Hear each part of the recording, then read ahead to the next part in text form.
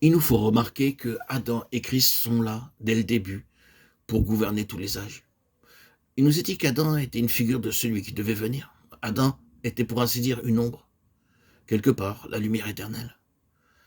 L'éclairant de l'arrière se tenait Jésus-Christ. La réalité et l'ombre étaient là ensemble, regardant à travers tous les âges, pour gouverner tous les âges selon la pensée de Dieu.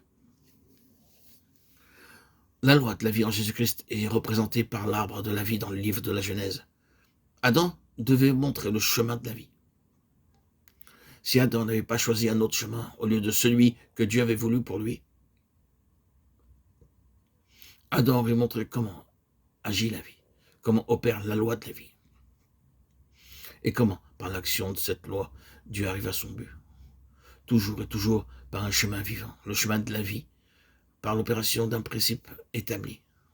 Mais Adam faillit, lui, qui devait être la représentation, oui, et la personnification de cette loi et de ce chemin de vie. Il faillit et il représente dorénavant le chemin de la mort. Mais Christ, que nous connaissons maintenant comme le dernier Adam, apparut, et il est en lui-même la personnification de cette loi de la vie. Il montre le chemin de la vie, il accomplit ce qu'Adam n'a pas pu accomplir. Et il atteint le but de Dieu par le chemin de la vie.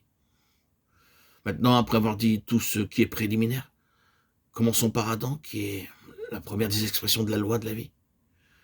Il nous faudra désormais considérer Adam dans la direction opposée, apprendre ce qu'est la vie et ce qu'est la loi de la vie, en regardant comment opère en lui la chose opposée.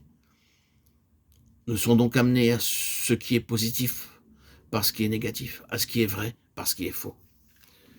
Afin de comprendre le commencement de la vie ou de la mort, il nous faut percevoir la nature de la tentation d'Adam et de celle de Christ.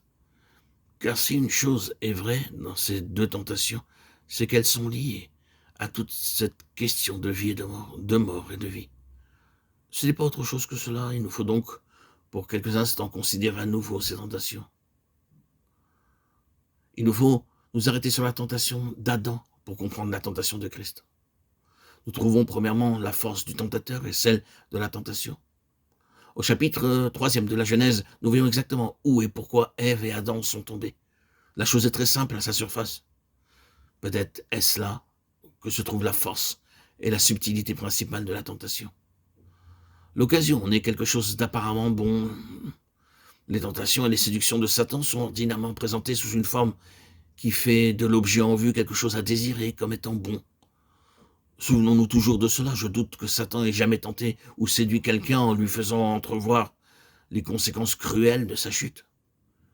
Il poursuit toujours exactement la même méthode, la méthode contraire, et présente la tentation et la séduction sous une forme qui en appelle au jugement humain comme quelque chose de bon à désirer. Ce qui est terrible, c'est que l'homme ne voit jamais que la chose. Christ a vu Satan, et lorsque la tentation lui fut suggérée et présentée comme quelque chose de bon et de désirable, Christ vit à travers elle, et derrière elle, il répondit « Arrière de moi, Satan ». Je ne pense pas qu'il soit nécessaire d'insister sur cela et de dire que si jamais Satan cherche à nous induire en erreur, à nous attraper, à nous séduire, à nous faire sortir du chemin de la vie, il le fera invariablement en nous soumettant une belle proposition, en nous offrant une chose qui paraîtra bonne à notre jugement humain. L'implication claire et significative de ce fait, c'est que si nous voulons suivre notre propre voie, nous trouverons toujours une raison très bonne pour le faire. C'est-à-dire que nous apporterons toujours une bonne excuse à mettre dans la balance avec la chose que nous désirons.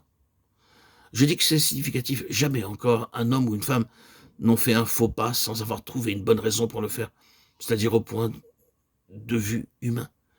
Une bonne excuse sera toujours apportée, et c'est précisément en cela que se découvre la vraie source.